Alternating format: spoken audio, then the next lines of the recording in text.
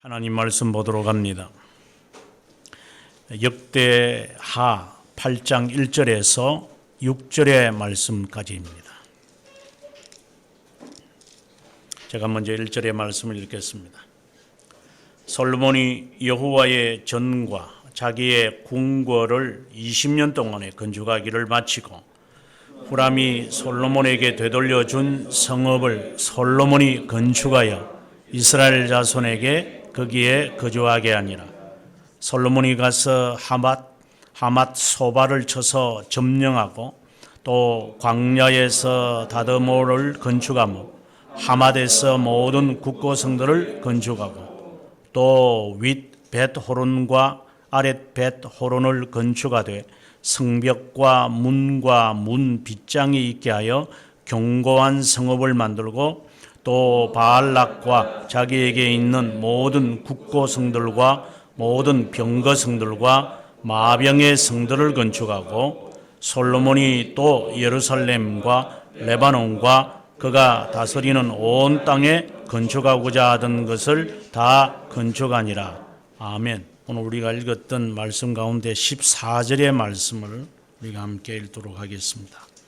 솔로몬이 또 그의 아버지 다윗의 규례를 따라 제사장들의 반열을 정하여 섬기게 하게 되었고 레위 사람들에게도 그 직분을 맡겨 매일의 일과대로 찬송하며 제사장들 앞에서 수종들게 하며 또 문지기들에게 그 반열을 따라 각 문을 지키게 하였으니 이는 하나님의 사람 다윗이 전에 이렇게 명령하였음이니라. 아멘. 저는 솔로몬에 관한 말씀을 읽을 때마다 항상 마음에 떠오르는 의문이 있어요. 분명코 솔로몬은 잘못한 게 많은데 오늘의 이야기만이 아니라 전체를 보면 솔로몬의 이야기는 마치 버린 사람과 같은 느낌이 저는 받는데 전도서라든가 그리고 잠언이라든가 이런 글들을 읽다 보면 그렇지 않는 것 같은 느낌을 받습니다. 그 이유는 어디에 있는 것인가? 그리고 특별히 우리가 7장에서도 보면 솔로몬이 하나님으로부터 기브아 산에 올라가서 기도함으로 하나님으로부터 지혜를 받아요. 그런데 어떻게 열왕기상 9장을 7장부터 8장, 9장, 10장, 11장까지의 이런 내용을 보면 솔로몬의 그 마지막은 하나님께서 선언했다시피 너는 언약을 어겼다. 그래서 너의 나라를 원수들에게 다 찢어버리겠다. 이렇게 말씀을 하시는가. 아니 하나님께 기도해서 내 사랑하는 자다. 그리고 내 기뻐하는 자다. 그가 나를 위하여 성전을 건축하겠다. 이렇게까지 말을 대상이 된 사람인데 어떻게 하나님으로부터 그러한 약속에 마치 사울 왕처럼 약속이 파괴되어질까? 그러면 어디까지 궁극적인 질문이 가냐면 그러면 하나님이 솔로몬에게 한 약속이라는 게 그게 조건이구나 라고 하는 잘못된 착각까지 갈 때가 있어요. 근데 앞뒤가 안 맞는 말이죠. 그래서 우리가 솔로몬을 보는 정확한 신앙관이 없으면 솔로몬처럼 예를 들어서 보통 목사들이 하는 것처럼 1000번 제사를 드린다. 그리고 하나님께 기도할 때에 지혜를 달라고 해라. 그러면 하나님이 부와 영화와 장수까지 다 줄 거다. 이런 식으로 그가 지혜를 강구한 것이 잘못된 것은 아니지만 지혜를 강구한다는 그 의미 자체를 이해를 못하기 때문에 공부 잘하는 것인 줄 알고, 그러니까 그 지혜를 구하면 하나님의 마음에 들어가지고 너가 구하지 않은 것까지 하나님이 다 베풀어 주신다. 이거 멋있는 기도가 아니냐. 그래서 지혜를 구해라. 뭐 이런 식의 솔로몬에 대한 여러 이야기가 있고, 그 다음에 솔로몬이 성전을 건축하는 이야기를 들고,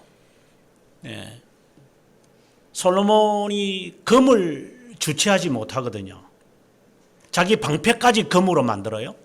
자기가 앉는 의자를 금으로 이렇게 그 도금을 할 정도로, 뭐 그때 당시는 도금 기술이 없었기 때문에 아마 금을 갈아가지고 금술을 만들었겠죠. 만들어서 이렇게 금칠을 한 거죠. 쉽게 말한다면. 그 정도까지 금이 흘러 넘쳤어요. 그리고 화려한 그 성전을 7년 동안 그가 짓는 것을 보고 보통 우리가 하는 말대로 성전 건축을 비즈니스 빌딩처럼 이렇게 건축하는 많은 교회들이 있는 것이 사실이잖아요. 솔로몬을 이해 못하면 이러한 결과들을 빚고 맙니다. 제가 살았던 그 영국에 가보면 교회들을 이렇게 공공연하게 팝니다. for sale. 이렇게 해놓은 교회들이 가끔씩 보았습니다. 물론 그것만 보면 이해가 안 되죠. 교회를 팔겠다 이렇게 내놓은 거예요. 뭐 지금 저희 나라도 뭐 경매로 내놓은 교회들이 많다 하는 이야기를 제가 들었습니다. 앞으로는 더 그럴 것 같아요. 왜 그런가 하면 젊은 애들이 점점 줄어들기 때문에 앞으로 그렇게 될 것 같은 생각입니다. 저는 그게 정상이라고 봅니다. 교회당 문을 많이 닫아야 한다고 저는 보는 사람.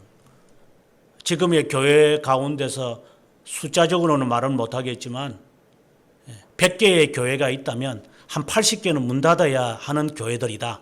저는 그렇게 생각하는 사람이기 때문에 당연히 교회가 포세일이 된다는 것이 당연하다고 저는 봅니다. 아마 여러분의 생각에 그게 무슨 말이냐 이렇게 생각할 수 있겠지만 교회를 비즈니스로 생각하는 자들이 많기 때문에 교회는 문 닫아야 한다. 저는 생각을 합니다.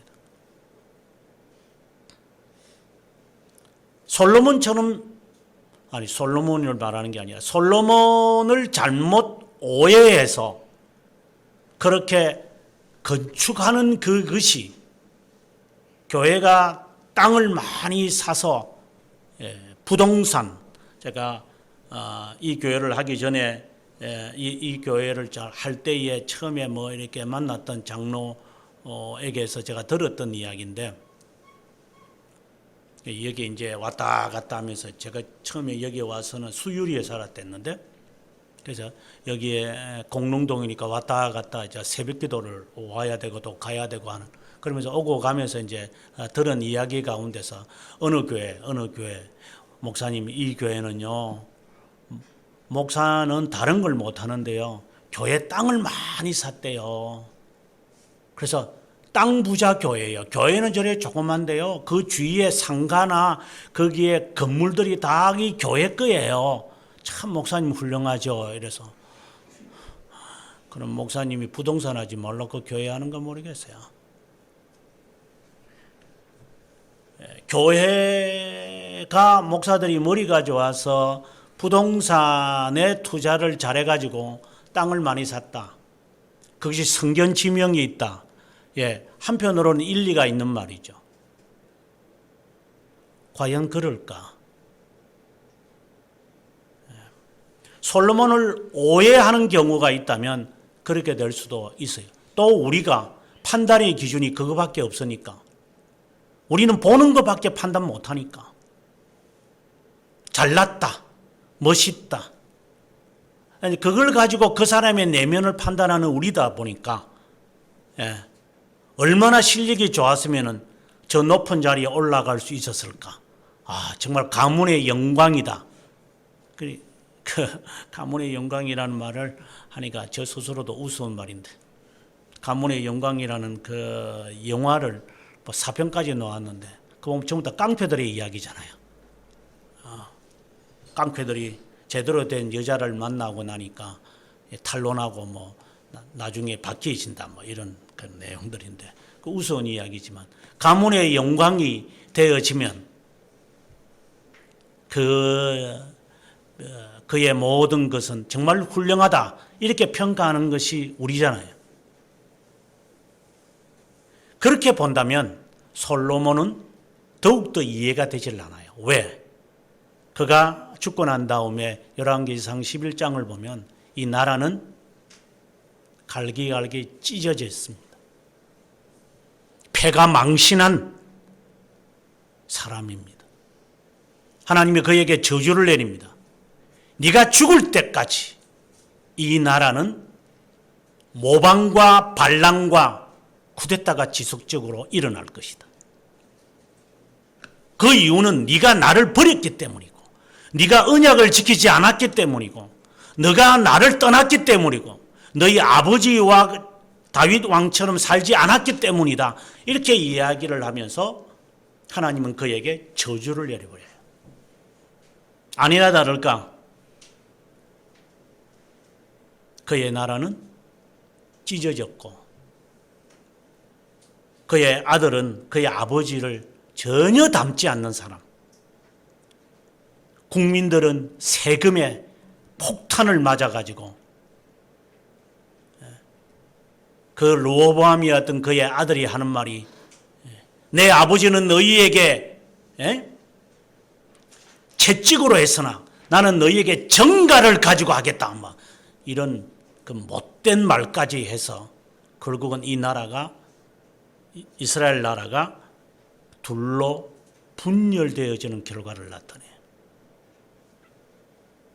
솔로몬은 그렇다면 실패한 사람인가?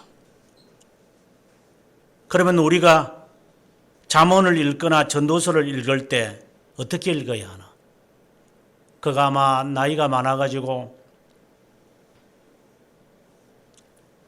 슬퍼하면서 이렇게 살면 안 되는데, 사랑하는 아들아, 르호보암을 말하는 것처럼 너는 그렇게 살지 말라 하는데 그 아들인 그렇게 안 사는 것인가?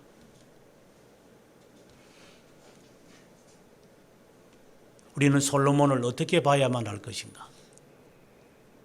오늘의 말씀을 읽으면서 딱 떠오르던 그 단어가 칭의라고 하는 단어였어요. 다시 한번 우리가 솔로몬의 행적을 좀 보면서 솔로몬이 무엇이 그렇게 잘못되어졌나? 그 잘못한 것에 대해서 하나님은 그를 과연 용서하신 것인가? 마치 용두사미처럼 네로처럼, 처음에 네로가 굉장히 잘 나갔거든요. 잘 나가다가 그리고 나중에는 폭군으로 바뀌어지는데, 과연 솔로몬의 삶이 그렇다고 평가를 내려야만 하는가? 왜 성경은 적나라하게 이 솔로몬의 잘못된 것들을 그렇게 기록하고 있는 것인가?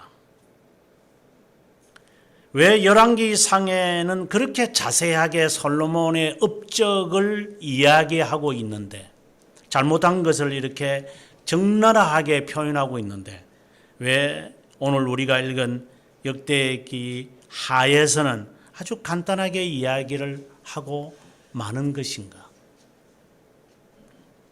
나중에 바벨론 포로 후에 이 에스라가 이것을 쓰면서 무엇을 염두에 두고 있었을까? 한 400년 정도 지나고 난 다음에 솔로몬의 이 사건, 이 나라가 망해가지고 솔로몬의 왕국이 마치 용두사미처럼 망해가지고 포로생활까지 한, 그리고 되돌아와서 솔로몬이 지었던 성전은 자취도 없이 다 사라져버리고 솔로몬이 13년 동안 그렇게 화려하게 만들었던 자기의 궁궐마저도 하나도 돌멩이도 남지 않고 다 사라진 그 시점을 바라보면서 마치 역사가가 역사를 서술하는 것처럼 솔로몬을 어떻게 바라볼 것인가. 오늘의 본문의 말씀이 마치 솔로몬을 어떻게 바라봐야 하는가를 우리들에게 말씀하면서 솔로몬을 통해서 우리가 가져야 할 진리를 마치 주는 듯한 느낌을 받습니다. 먼저 8장 1절을 보면 솔로몬이 여호와의 전과 자기 궁궐 20년 동안 지었다 이랬습니다. 그가 성전을 짓는데 7년이 걸리고 그리고 궁궐을 짓는데 13년을 그가 걸리게 됩니다.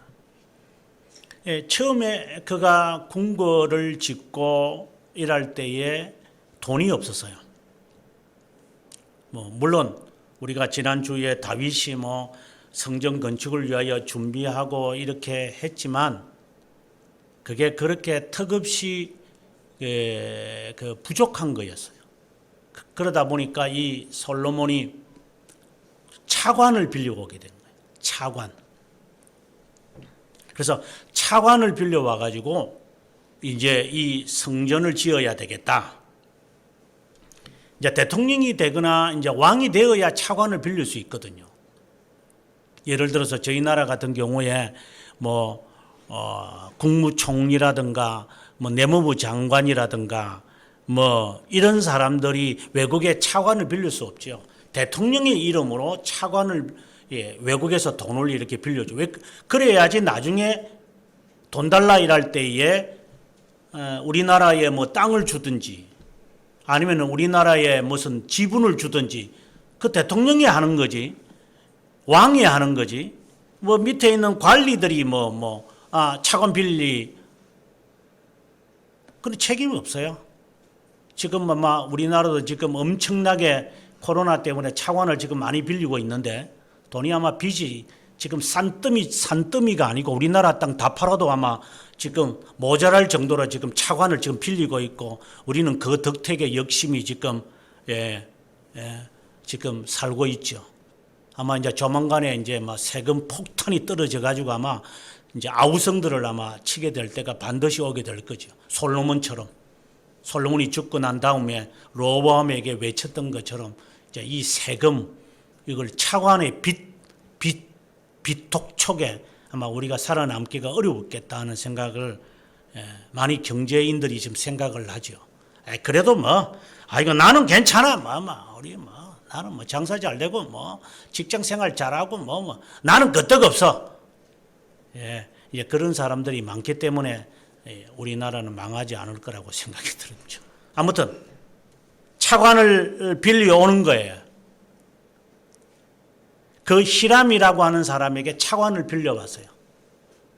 그러니까 히람 왕이 이제 그 돈 갚아주세요 하는데 솔로몬이 갚을 길이 있나? 그래서 2절에 보면 후람이 솔로몬에게 되돌려 준 성읍을 이렇게 말하고 있어요. 오늘의 말씀 가운데서 제가 열왕기상 9장 11절의 말씀을 제가 인용을 했는데 여기 보면 솔로몬이 빚을 져가지고 차관을 빌려왔기 때문에 이게 일어나고 있어요.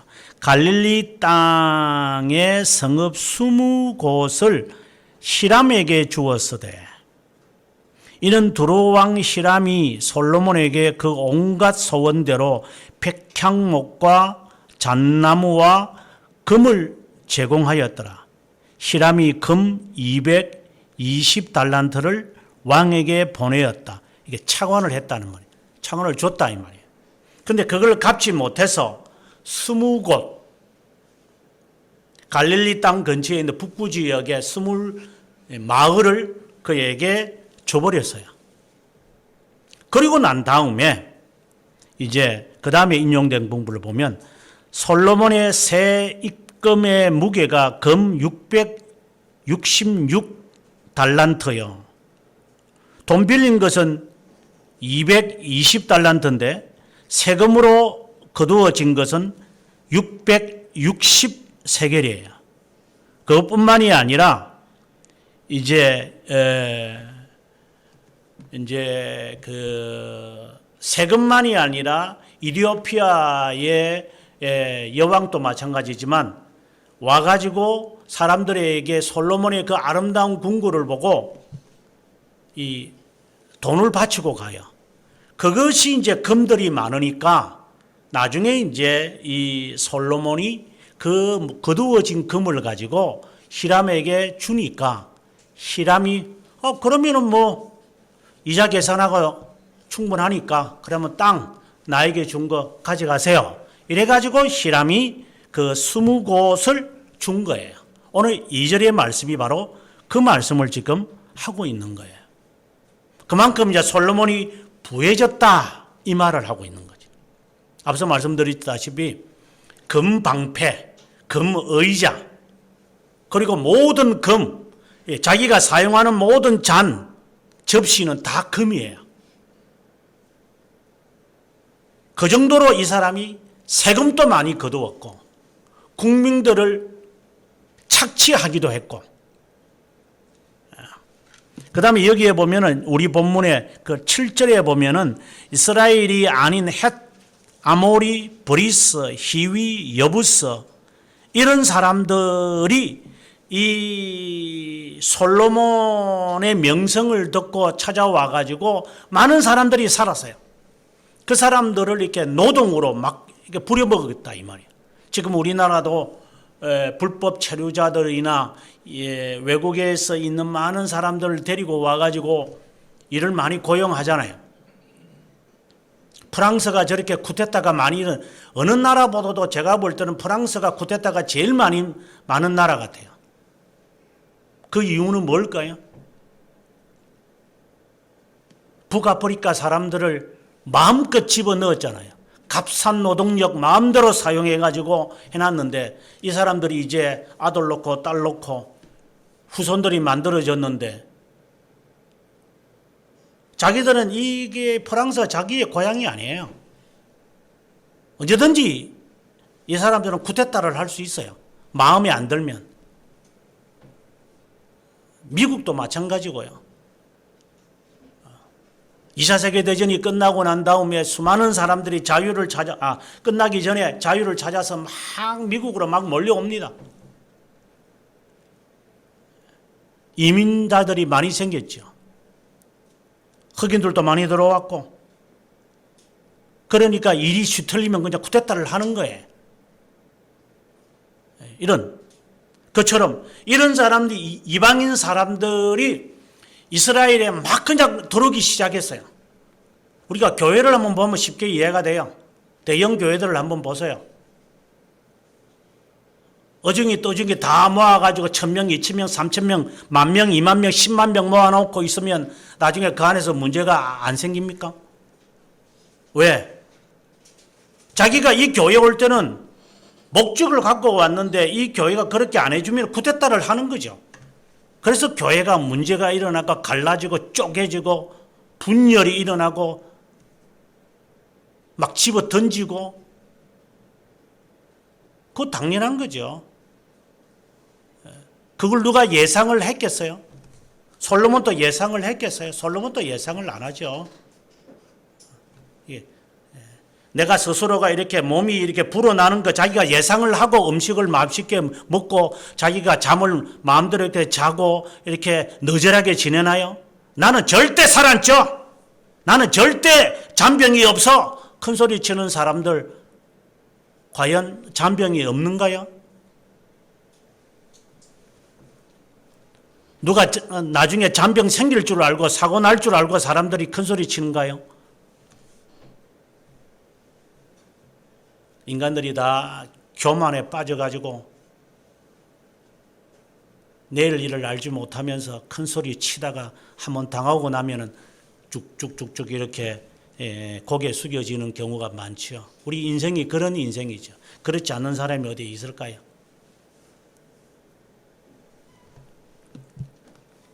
이뿐만입니까? 솔로몬이 이것으로 끝냈으면 괜찮아요. 열왕기상의 4장에 보게 되어지면 그의 군대 조직을 그가 세우는데 다윗이 군대 조직을 세우는 것하고는 전혀 달라요.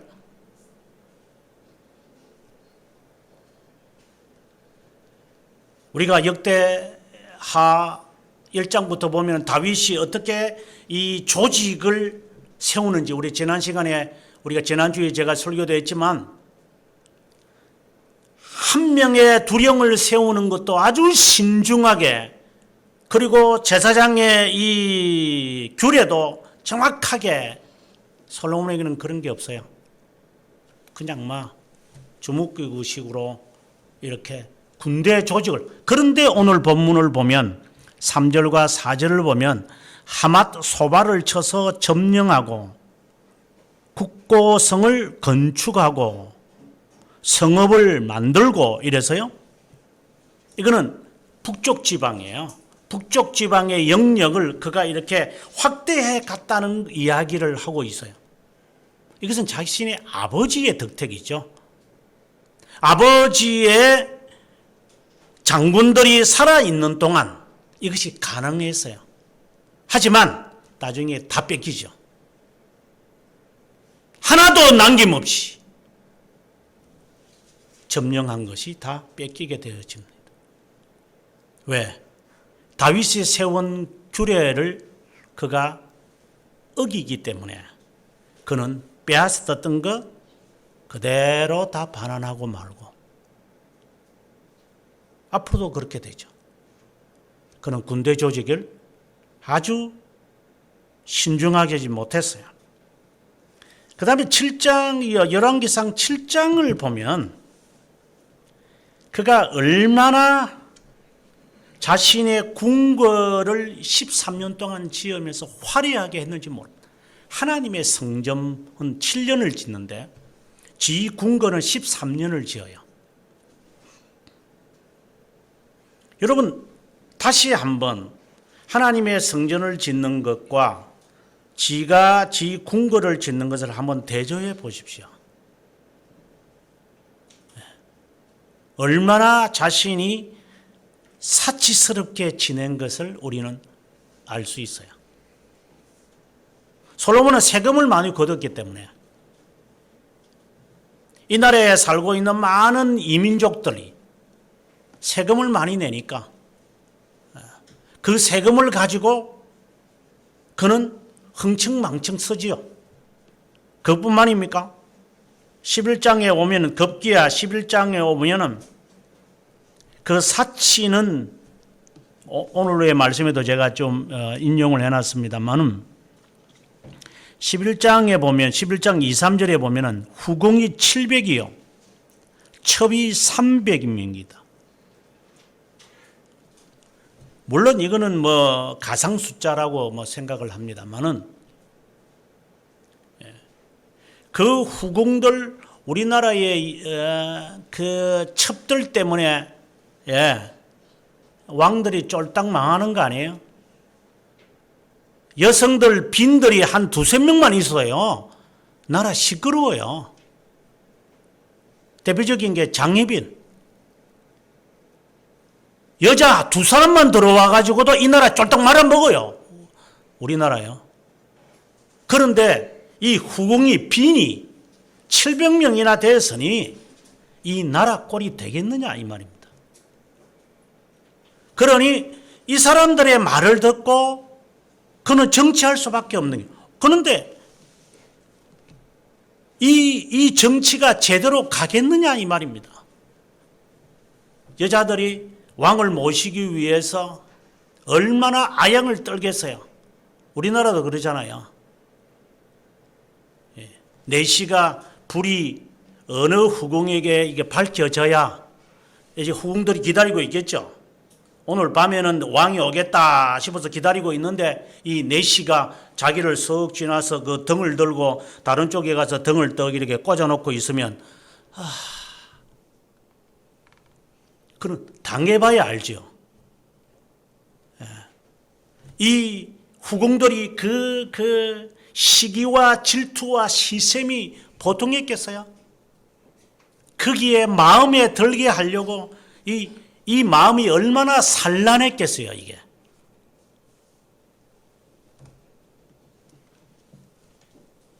그래서 오늘 본문에 뭐라고 되어 있냐면 왕의 마음을 돌아서게 하였더라. 솔로몬이 마음을 돌려 이스라엘 하나님 여호와를 떠났다. 이래 돼 있어요. 너무 일이 많아. 오전에도 잠깐 그 말을 했지만 우리 얼굴에 침을 뱉는 거지만 고종 황제가 너무 귀가 얇아. 이 사람 말 들으면 이 말 듣고 저 사람 말 들으면 그게 옳은 줄 알고 야 해라 이렇게 해놓고 일이 그르치면은 그래 그것도 맞네 하고 빼내고 정말 어진 분이지만 이게 마음이 왔다 갔다 하니 이 나라가 어떻게 되었을까? 결국은 을사늑야까지 가는 꼴이 돼버리지 않았나?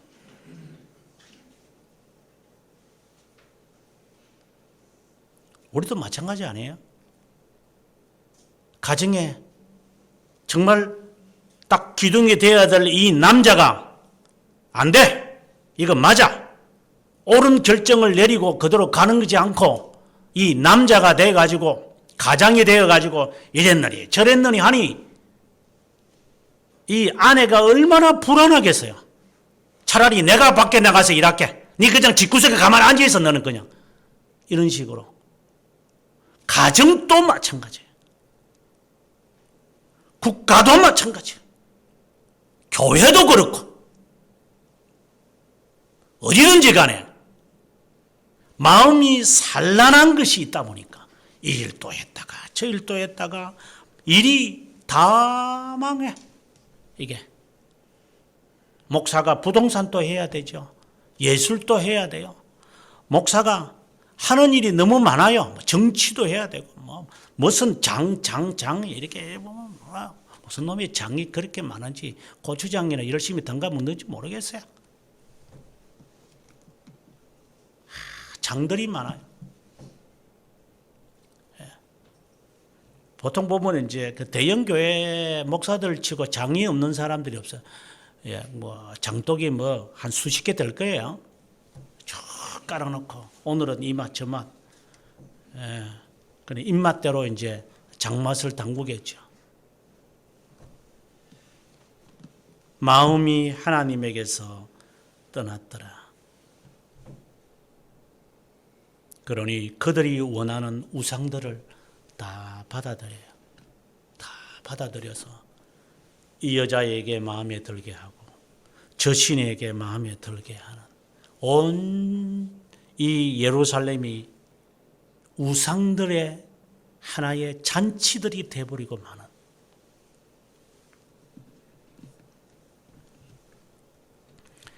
그것만 되면 그래도 괜찮아요. 11장 9절부터 마지막 절까지는 앞서도 말씀드린 것처럼 쿠데타들이 막 일어나요. 못 살겠다는 거예요. 네. 못 살겠으니 쿠데타가 일어나서 정변을 일으켰다가 죽어버리고 가시밭에 사는 것처럼 솔로몬은 평생 그렇게 살았어요. 열왕기상의 기록은 솔로몬에 대해 매우 부정적이에요. 방금 제가 말한 것처럼. 그런데 8장에 와서 오늘 본문 역대하 8장에 오면 앞서 이야기했던 내용은 좀 다른 것 같아요. 예를 들어서 7절을 한번 보시면 앞서 외국 사람들이 이민족들이 많았는데 8절에 가보니까 역군으로 삼았다. 역군으로 노동자로 삼았다. 그리고 9절에 이스라엘 사람들은 다 귀족들이었다. 그리고 11절에 가보게 되어지면 앞서 1000명가량이 되는 후군과 첩들이 다윗 성에나 그리고 성전에 있는 곳에는 살지 못하게 했다. 이렇게 말을 해요. 그럼 앞에 있는 열왕기상 이야기하고는 조금 다른 내용을 지금 이야기하고 있는 거예요. 그리고 더 나아가서 13절에 가보게 되어지면 모세의 명령을 따라 매일의 일과대로 안식일과 초하루, 세절기인 무교별과 칠칠절과 초막절 외에도 매주 안식일을 지켰고 매달, 이거 초하루라는 것은 매달을 말하거든요. 그래서 매달 초하루 첫 번째 날에 예배를 드리고 1년에 3번을 또 축제를 하고, 조금 다르게 이야기하는 것 같아요. 14절에 솔로몬이 그 아버지 다윗의 규례를 따라서 제사장들의 반열을 섬기게 했다.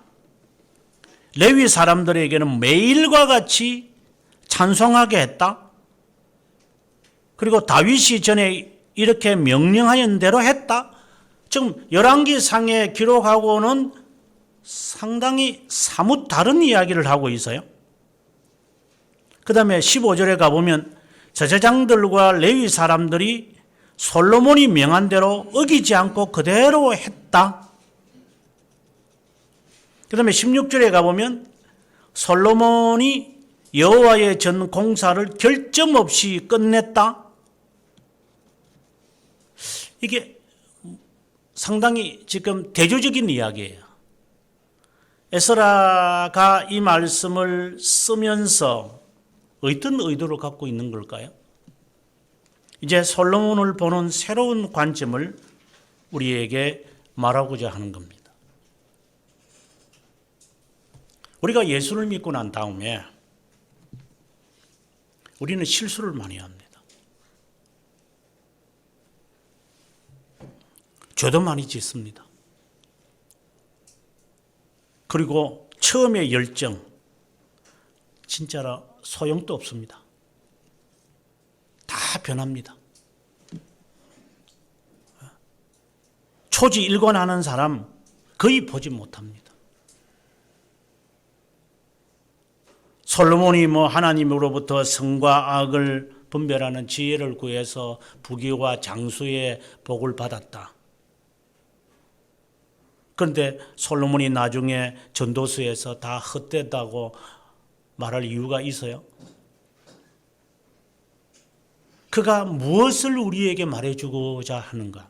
지금 에스라가 우리들에게 말해주려고 하는 오늘의 이 말씀이나 잠언이나 그리고 전도서를 통해서 솔로몬이 하고 싶은 말이 있어요. 내가 그렇게 살았었다. 내가 정말 하고 싶은 대로 나는 했다. 그럼 우리를 가운데 이런 생각을 할 수 있어요. 난 하고 싶은 대로 못하는데. 능력이 없어서 못하는 거지요. 재력이 없어서 우리가 못하는 거죠.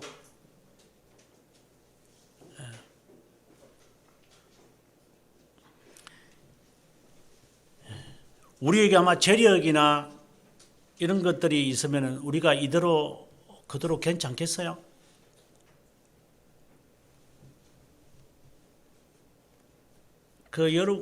제가 제가 영국에 살 때에 선교사님, 우리 한국 선교사님들이 주위에 있어서요. 이분들이 다 어디를 가냐면은 아프리카를 가요. 그래 아프리카 선교를 가실 분들은 영국에 와서 영어를 배우고 이제 가요. 그 중에 한 분이 이제 시에라리온 이제 서쪽 그러니까 이제 흑인 노예들을 많이 데려온 데가 서아시아거든요. 시에라리온을 비롯한 그쪽 지역의 사람들을 많이 데리고 가서요. 그래서 흑인들을 막 그냥 착취해가지고 그냥 우리가 쿤타킨데 뭐 이런 사람이 나올 정도로 유명한 이름이 될 정도로 이제 그 지역에 이 사람들이 이렇게 많이 노예로 잡혀가서요. 그러다가 19세기에 이르러 어떤 일이 발생하냐면 여러분도 아다시피 다이아몬드라는 것이 처음으로 세상에 등장하기 시작해요. 그전에는 다이아몬드라는 게 없어요. 뭐 있어도 그렇게 아주 우리가 말하는 것 눈꽃만하게 그런 것들이 있었죠. 그런데 사우스 아프리카에서 남아프리카 공화국에서 우리가 흔히 하는 말대로 이게 두 손가락 크기만한 80카렛이라 그러는데 이게 발견이 돼요. 세상을 떠들썩하겠죠. 네. 지금 시가로 한다면 뭐 환산도 못 될 정도로. 그래서 다이아몬드가 빅토리아 여왕이나 엘리자베스 여왕의 왕관에 안에 딱 박히게 되니까 사람들이 전부 다 다이아몬드는 귀한 거구나. 이렇게 해가지고 수많은 사람들이 다이아몬드를 찾아서 사우스 아프리카로 간다. 이래서 남아공화국으로 사람들이 살기 시작했어요. 가보니까 뭐 아이들이 그냥 이렇게 우리가 흔히 소문으로 들린 것처럼 이런 구설이나 돌멩이처럼 취급하고 있는 거예요. 그런데 19세기 말에 이르면 이 다이아몬드가 시에라리온에서 발견되기 시작해요. 그냥 길가에서 애들이 그냥 이렇게 그냥 집어 던지고 돌멩이 집어 던지고 세종하는 것처럼 하는 그게 다 다이아몬드라 이제 이게.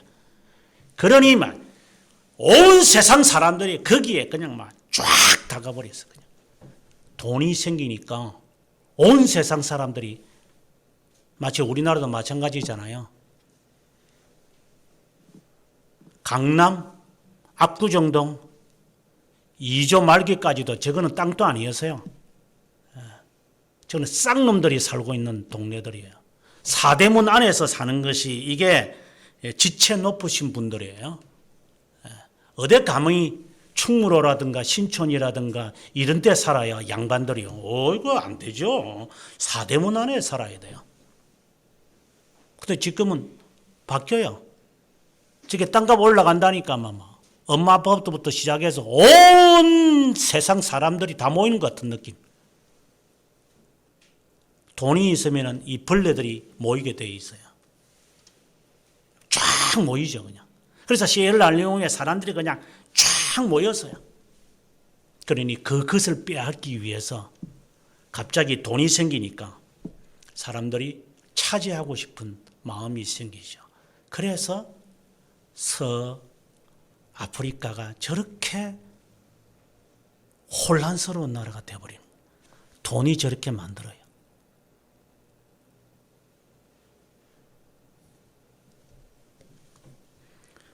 솔로몬이 돈이 많이 생겨서요. 앞서 말씀드린 대로 세금이 빚을 진 것은 불과 200 얼마밖에 안 되는 금달란트인데 세금이 600이나 걷어졌으니 이게 처치곤란이죠. 이제 이게 마음껏 쓰는 거예요. 이제 그러니 앞서 제가 지적한 대로 죄를 지을 수밖에 없겠죠. 우리도 마찬가지예요. 사람들이 주는 여러 가지 교훈들이 있어요. 뭐 좋은 스승을 만나거나 여러 일들을 하지만 그게 얼마나 효과가 있을까요? 우리가 초등학교 때나 중학교 때나 고등학교 때, 대학교 때나 여러 선생들에게서 많은 도전을 받았지만 그게 얼마나 갑니까? 나중에 여러분 아마 부모님을 여일 때가 있겠지만 이래 살지 말아야지 청개구리처럼 말하지만 그게 효과가 얼마나 갈 것 같습니까? 많은 사람들이 좋은 설교 듣는다고 요즘은 아마 유튜브를 통해서 많은 설교들을 듣겠죠. 온라인 서비스를 해야 되니까 그 효과가 얼마나 나타날 것 같습니까?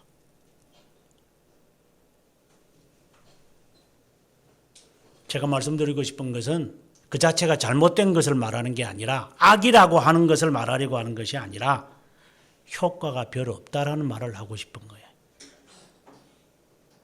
성령이 그렇게 전달되어지는 베스컴을 통해서 전달해지는 그것을 우리의 머릿속에만 그대로 놔두면 조명시키는 것으로만 놔두면 아무런 의미가 없어요. 심령에 내려가게 하시는 역사가 없다면 말씀은 언제든지 휙 하고 날아가 버려요.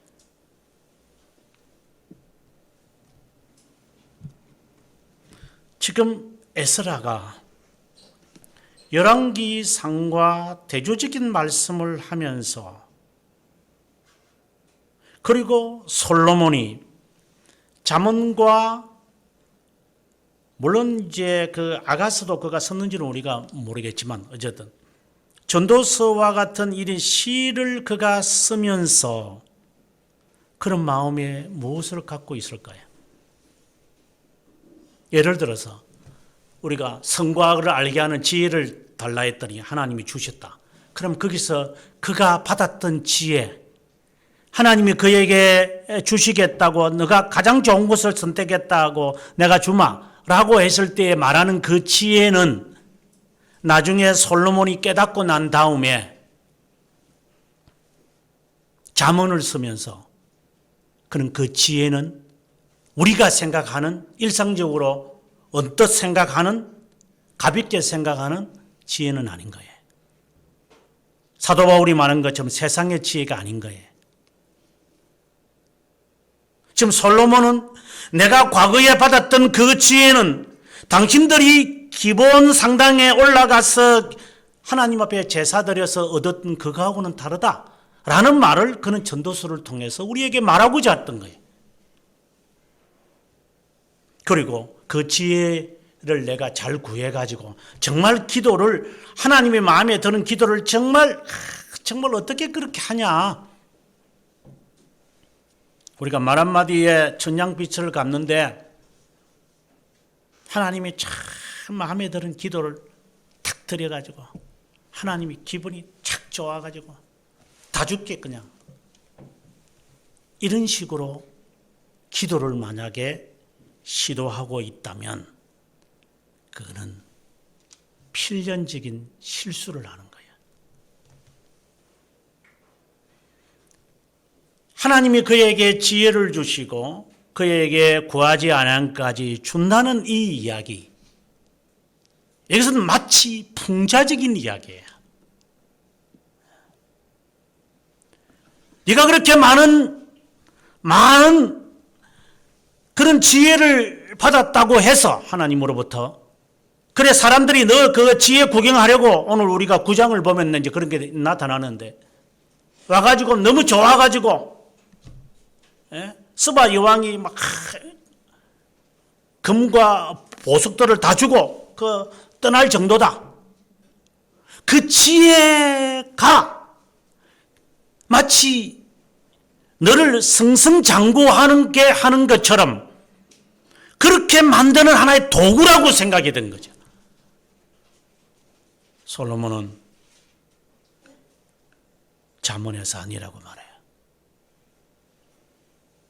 정말 선과 악을 분별하는 지혜를 얻지 못했다라고 하는 거예요. 참된 지혜는 하나님을 두려워하는 데서 나온다는 거예요.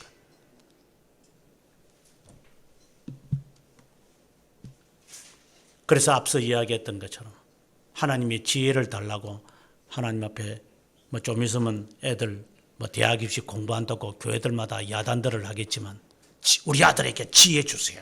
하나님이 지혜 뭐 그래 놓고도 떡 돌리고 떡하는 거하고 기도하는 거하고 무슨 상관이 있어요? 세상 잡귀들하고 주님하고 같이 베리알과 성령과 함께 같이 덤으로 하려고.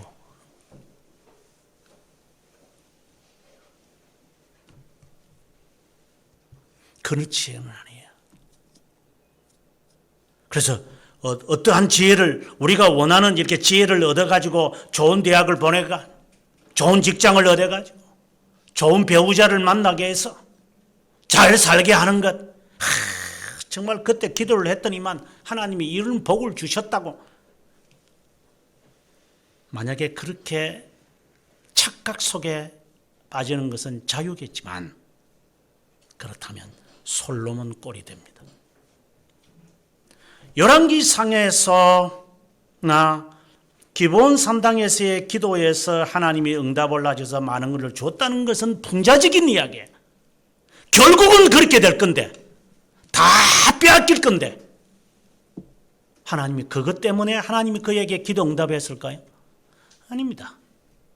하나님을 그렇게 만홀히 여기면 안 됩니다. 그러면 이렇게 말하겠지요. 사람들은 하나님은 그에게 그 진실한 마음을 통해서 하나님 복을 줬는데 지가 다 탕진한 거죠. 그러니까 하나님에게는 그런 거 아니죠. 하나님은 약속을 지켰죠. 이 사람이 약속을 어기니까 하나님이 그에게 주지 않은 거 아니에요. 유지시키지 않은 것 아니에요. 성경을 보세요. 그렇다면 하나님이 약속 어길 걸 또 모르고 그에게 그런 영원한 약속을 했다고요? 그야말로 아리오스파들이 주장하는 것과 아르미니우스파들이 주장하는 것과 같은 거죠. 하나님은 바뀌는 거죠. 그래서 사도 야고보가 하나님은 불변하다라고 말하는 거예요. 회전하는 그림자도 없다. 하나님을 시험하지 마라.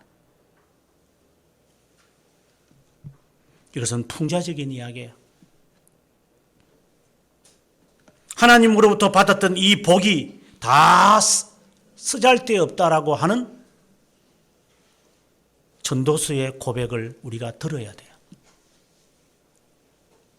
그래서 우리가 하나님 앞에 부나 영화나 이런 것을 가지고 자신의 인격의 잣대를 짓지 말라는 거예요. 만약에 지금 우리가 조금이라도 그런 잣대를 가지고 나를 평가하거나 상대방을 평가한다면 솔로몬의 꼴나죠.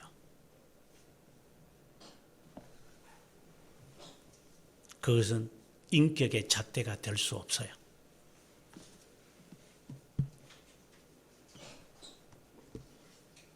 그러면 에스라가 11개상의 기록들을 다 알고 있는, 이 사람은 서기관이고 이 사람은 왕족이잖아요.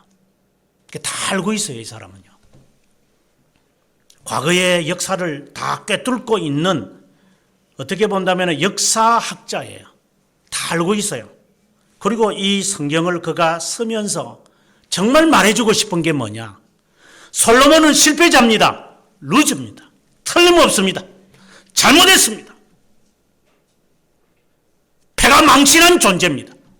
그래서 그가 잠언을 쓸 때나 그리고 전도서를 쓸 때를 보십시오. 그런 인생 잘못 사는 사람입니다. 그러니까 솔로몬 닮으려고 하지 마세요. 이것이 첫 번째 주는 교훈이에요. 솔로몬처럼 신앙생활을 하려고 하지 마세요. 이건 잘못된 거예요. 그런 식으로 하지 마라 이 말입니다. 두 번째로 그가 우리들에게 주고 싶은 교훈은 뭐냐? 솔로몬을 통해 불완전하고 실패자와 같은 이런 솔로몬을 통하여 하나님은 무엇을 말해주고 싶어 하는 것일까를 볼 수 있어야 돼요. 앞서 제가 말하기를 아무리 말을 해도 사람 못 알아듣습니다.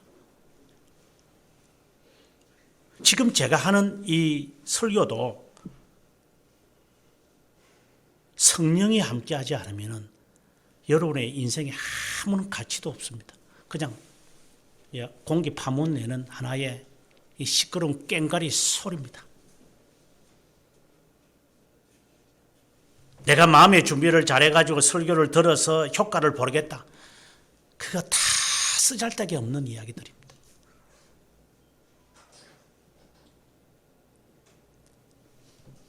성찬식, 오늘 성찬식을 하겠지만 성찬식 전에 아버지 요때만 그래도 요때만큼은 제가 순결하게 해주세요. 이렇게 해서 은혜를 받겠다고 한다는 그 자체가 하나님을 만홀히 여기기 때문에 깨달음이 없을 겁니다. 그런데 그거라도 해야 돼요, 우리가. 그건 아무 도움이 안 돼요, 신앙생활에. 감기 걸린 사람이 몸을 건강하게 하려고 하지 않고 땜질하는 것처럼 가서 약 타먹고 이제 조금 나으니까 이제 나는 괜찮아 하고 또 까불까불하게 또 지내다가 또 아프면 또 병원 가지 뭐. 이런 식으로 살아가는 것 같은 거예요. 근본적으로 해결하려고 하지 않죠, 우리가. 우리는 그렇게 아예 이렇게 몸에 체득이 돼 있어요. 그러니까 앞서 이야기한 것처럼 그렇게 신앙생활을 하는 게 우리에게는 몸에 빼여 있는 거예요. 그걸 위해서 솔로몬의 신뢰를 열왕기 상에서 우리에게 예를 들고 지금 에스라 선지자가 우리에게 이 말을 했겠어요? 그건 아니에요. 솔로몬을 통하여 하나님이 무엇을 말씀하시고자 하는 것을 바라봐야 돼요. 그것이 답답한 거예요. 눈에 보이는 것 때문에 현혹되어져서 이면을 보지 못하는 우리들.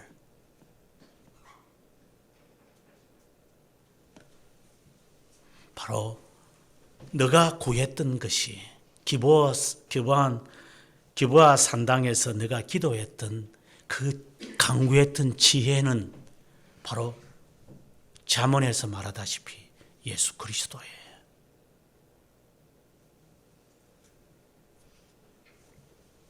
너 정말 귀중한 것 구했다. 하나님은 그의 간구, 믿음을 보신 거예요. 하나님은 솔로몬을 어떤 것도 보질 않았어요. 우리가 흔히 하는 말대로 예수님 믿습니다. 그래. 저희 집에 오는 거 감당하지 못합니다. 그래.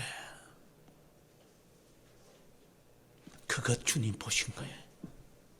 그래서 너가 필요한 것이라면 내가 다 주마.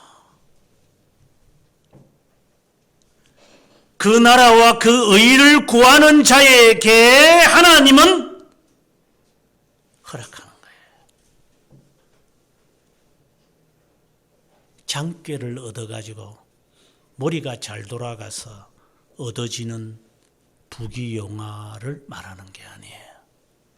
물론 하나님이 허락하셔서 다니엘이나 그리고 요셉처럼 부귀와 영화를 누리는 사람도 있어요.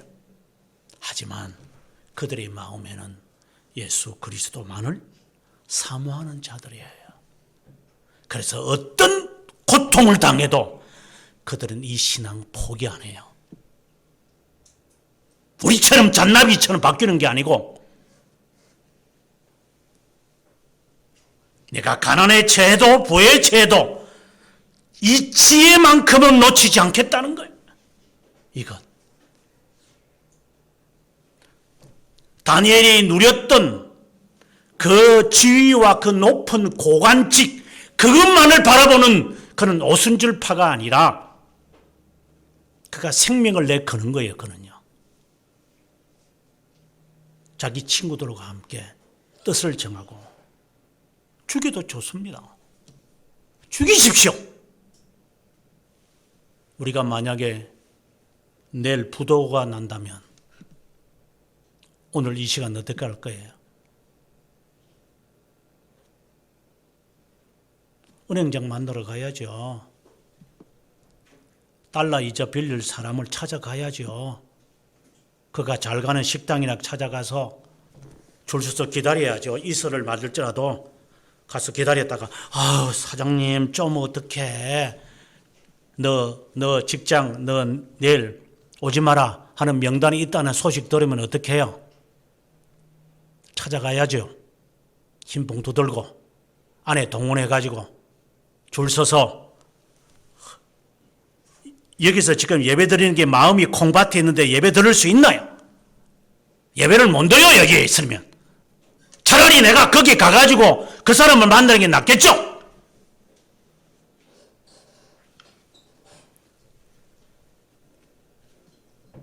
그런 시련과 극복을 다니엘과 요셉은 겪은 사람이에요. 우리처럼 잔나비처럼 고관을 차지하는 사람 아니에요. 함부로 사람들이 머리가 될전정 꼬리가 되지 않게 해달라고 기도한다는데 그러면 너가 쓴 잔을 마실 수 있겠느냐? 네가 노예처럼 한번 살아갈 수 있겠느냐? 감히 네가 높은 자리에 올라가려면 그런 쓴 잔을 네가 한번 마실 수 있겠느냐? 네가 그것도 못 마시면서 올라가서 뭐 할 거냐고. 네가 잘 살고 잘 먹으면 뭐 할 건데. 네가 솔로몬 꼴 됐건데. 그러면 일하겠죠. 그래서 나는 뭐 기도도 안 하고요. 나는 부귀영화도 그런 것도 안 해요. 바리새파. 잔인한 무지를 가진 존재. 게으름병.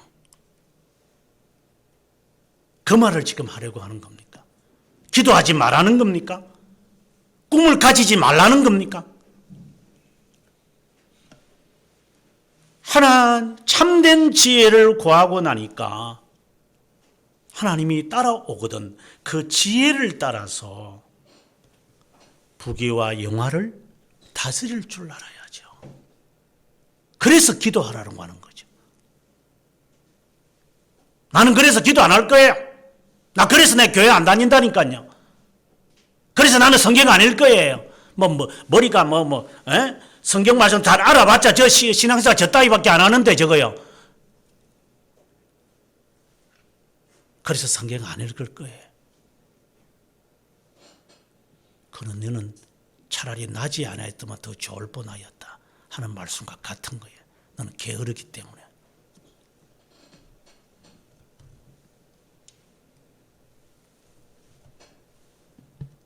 참된 지혜를 솔로몬은 몰랐던 거예요.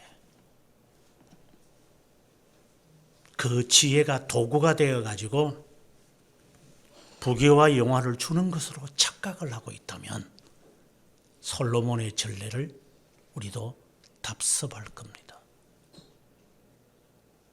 당연히 지혜가 있는 곳에 하나님이 그에게 베푸른 부귀와 영화가 있어요. 지속적으로 하나님 앞에 겸손하게 살려 하지 않으면 부귀와 영화는 그에게는 독배가 되고 말 거예요.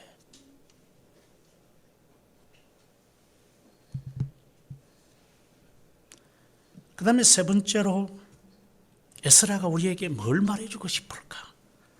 솔로몬의 이야기에서 긍정적인 이야기를 지금 하면서 그가 말해주고 싶은 것은 오늘 우리가 14절을 함께 읽었지만 다윗이 전에 이렇게 명령하였다 라고 하는 이 말씀, 그리고 12절 13절에서 다윗마저도 어떻게 본다면은 안식일과 초하루를 잘 지키지 못했는데 그는 이런 것까지 할 정도로, 물론 나중에 이제 요시야 왕과 비교해 보면 또 아무것도 아니고 히스기야 왕과 비교해 보면 솔로몬이 행하는 이거는 또 뭐 별로고 중요한 것도 아니지만, 어쨌든 이때 당시에 그가 이런 것을 좋게 역사를 기술하면서 솔로몬을 통하여 말해주고 싶은 게 있어요. 너가 부귀와 영화를 누리고 너가 지금 그래도 이 모양으로 사는 게 누구의 덕택이냐? 지금 말고 조금 더 확대시킵시다. 내가 천국 가는 게 누구 덕택이냐? 내가 교회를 열심히 내가 이렇게 다니니까 그런 것 같아요? 그건 당연한 거잖아요. 성수주의를 하는 거 당연한 거죠.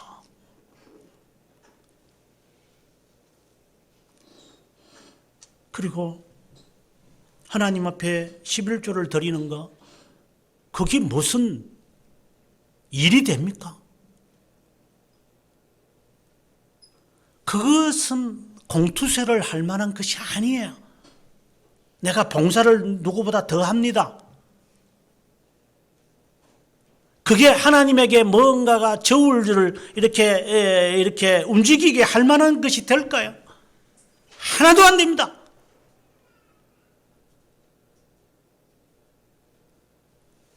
그 모든 것들은 전적인 하나님의 은혜인 것입니다.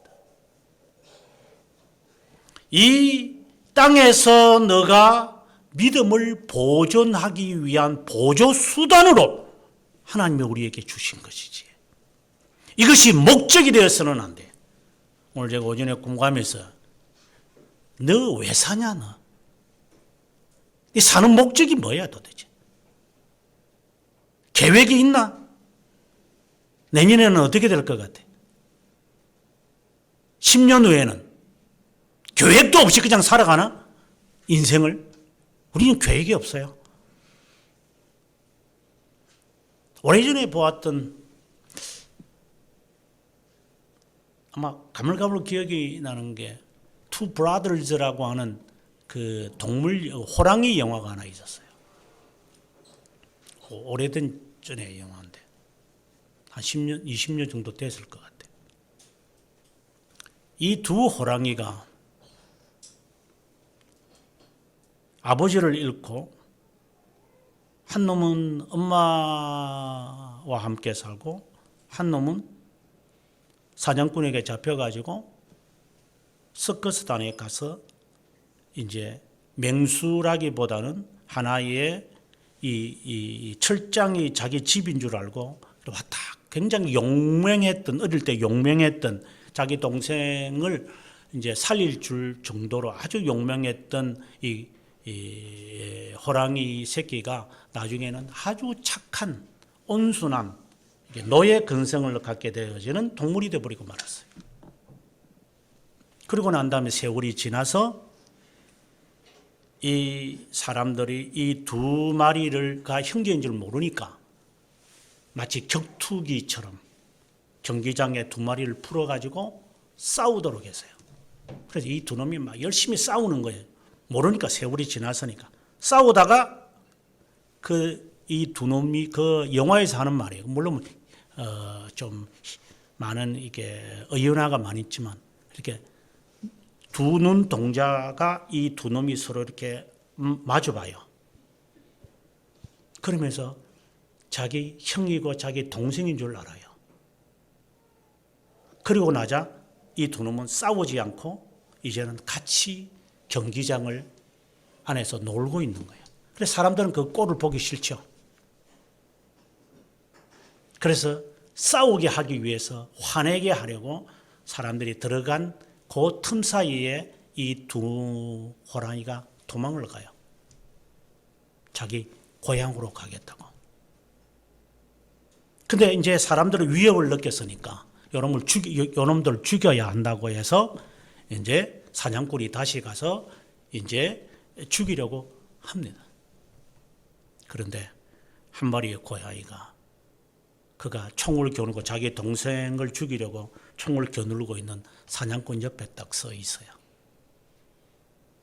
근데 이 호랑이가 그 사냥꾼을 죽이지 않아요. 왜? 어릴 때 나에게 준 그 사탕, 그것을 기억해내기 때문에.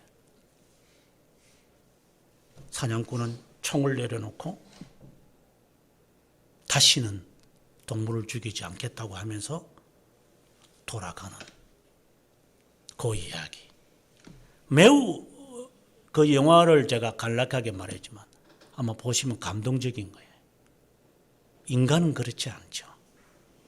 인간 대 그 사나운 호랑이를 그렇게 의인화시켜서 은혜도 잊어버리는 이런 인간들, 은혜를 알고 있고 정말 형제애도 알고 있는 이 동물을 비유를 들어서 인간들에게 말해주고 싶어 하는 거죠. 솔로몬이 뭐라고 해요? 개미에게 가서 배워라. 차라리 개미에게 가서 배우라고.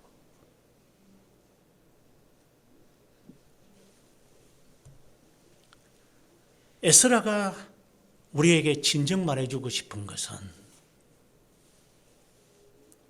부귀와 영화를 통해서 하나님의 은혜를 평가하지 마라. 세상적인 조건을 가지고 하나님의 은혜를 판단하지 말라라는 진리예요.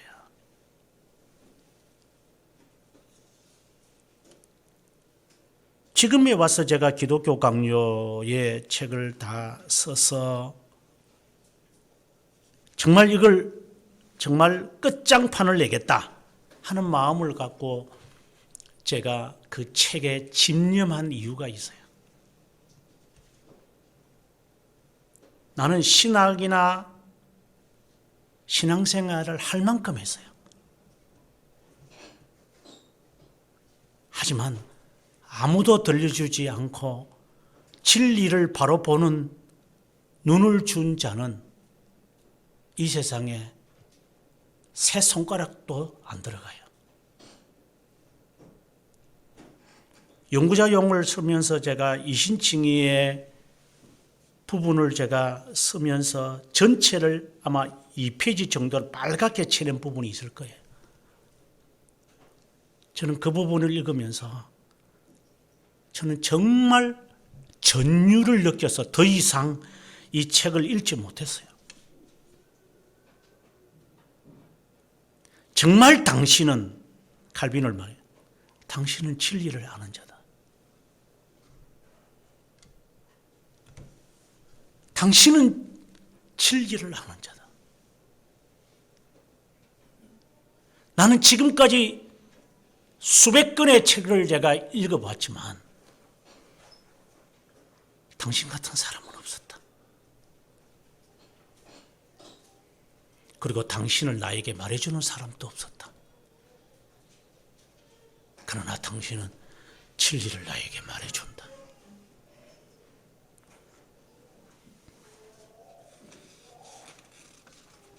그것이 바로 이신칭이라고 하는 부분의 이신이라고 하는 부분이었어요.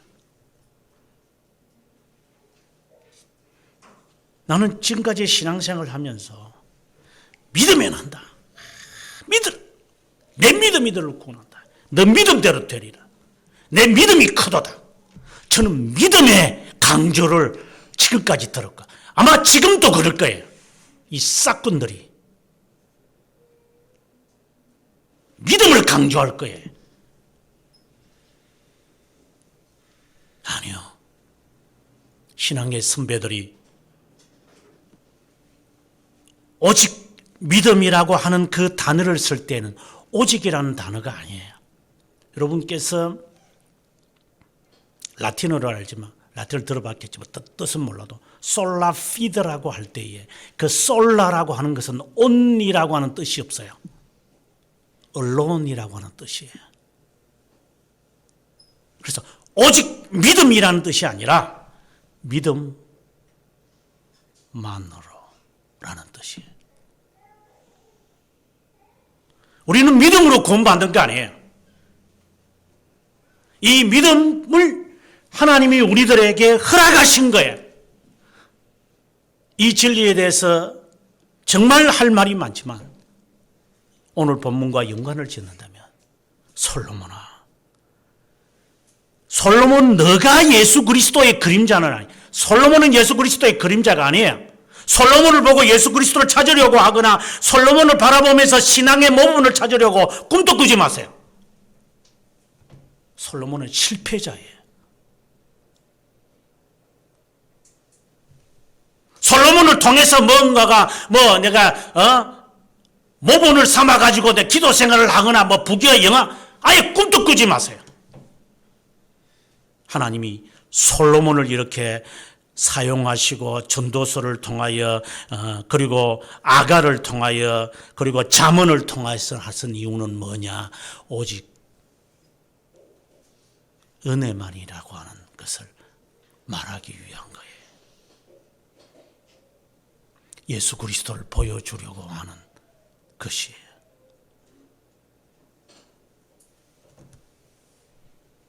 예수 그리스도를 구한 그것 단 하나, 예수 그리스도를 구했던 그 기브와 산당에서 구했던 그것 하나, 그것 단 하나, 그것 그 마음, 적어도 너는 주님을 바라보는 눈은 가졌구나. 그것으로 주님은 우리에게 요구하시는 것이 다예요.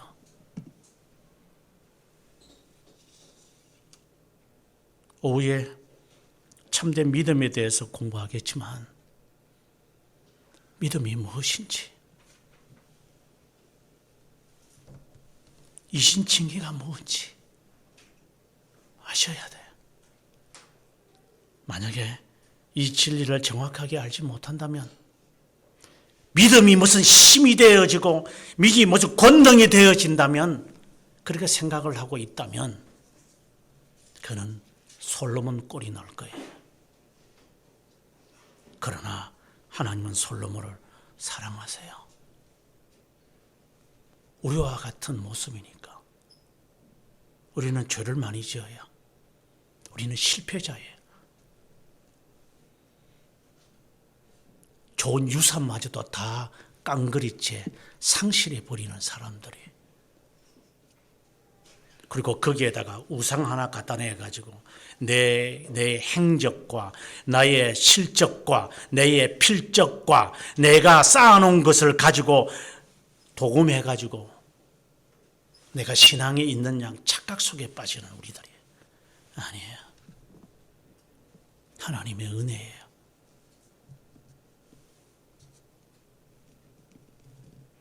내가 신앙생활 잘하니까 하나님이 이렇게 승승장구하는 거 아닙니까? 천만에 하나님의 은혜예요. 안 믿는 사람도, 신앙이 없는 사람도 잘 되고 건강하고 사업 잘 되던데요. 영원한 지옥에 갈 거니까 놔두면 되니까. 고기 잡는 사람도 그물을 바다 그물과 민물 그물은 달라요. 민물 그물은 쫌쫌해요. 바다 그물은 덤성덤성해요. 왜? 새끼를 잡지 말아야 되니까. 민물에 사는 것들은 다 자그마한 송사리 같은 것밖에 없어요. 그거 잡아내려니까 쫌쫌할 수밖에 없고, 바다는 그렇지 않아요. 어차피 큰 놈 되면 이 그물에 걸릴 놈들, 그거 살려준다고 해서 얼마나 살 것 같아요? 살만 지륵지륵 찌르게 해놨다가 나중에 잡아먹으면 되는 거니까. 나는 신앙생활 잘 못했는데도 하나님이 잘 되게 하네요. 놔두면 돼요. 나중에 영벌에 취하면 될 거니까. 나는 신앙생활을 그리 잘 안 해도 뭐 내 주위에 무슨 변화가 별로 없던데요. 뭐 잘 안 되는 게 없던데요. 바로 그것이 솔로몬처럼 내가 후회할 놈이다. 나는.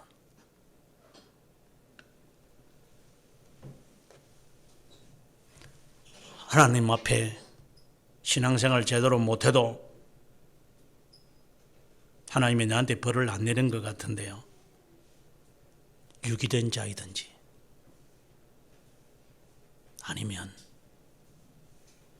루저처럼 솔로몬처럼 모든 것이 헛된 이야기만 하다가 구원은 받겠지만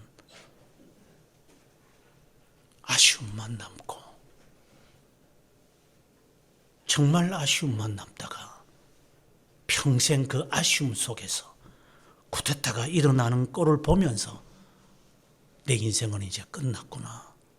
내 자식대에 가서 겨우 명맥만 유지할 뿐 이 나라는 망하겠구나 하는 인생의 고백이 전도서의 자문에 있는 것처럼 하나님의 은혜입니다. 이 신칭에는 나를 어렵다고 하신 것도 하나님의 은혜지 믿음이 아닙니다. 하나님 앞에 겸손해야 합니다.